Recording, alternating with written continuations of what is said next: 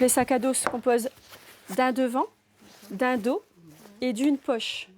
Dans cet atelier d'insertion dunkerquois, on offre une seconde vie à de vieilles parkas transformées en accessoires. Il y en a qui sont sales, il y en a qui sont propres, il y en a qui sont petits, il y en a qui sont grands. Et on s'adapte. On s'adapte pour ne pas faire de gaspillage.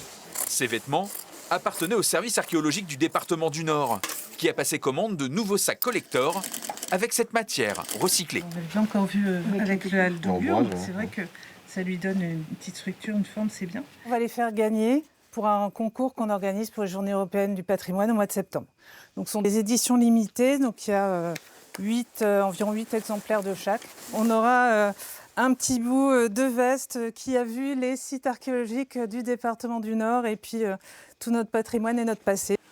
L'atelier s'est lancé depuis 7 ans dans ce qu'on appelle l'upcycling, avec des équipements de la communauté urbaine de Dunkerque, puis le cuir de ces tenues des pompiers du SDIS 59, transformés ici en housse d'ordinateur.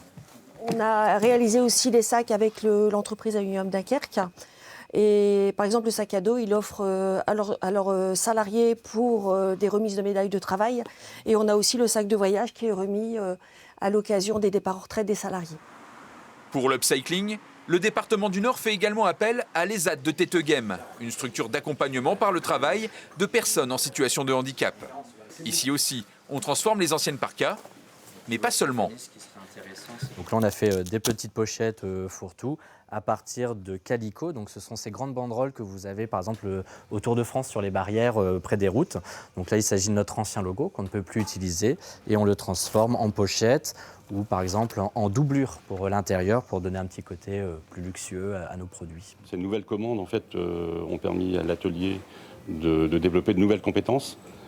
Et du coup de nouveaux marchés, notamment la fabrication de produits maison que nous commercialisons maintenant ici sur place.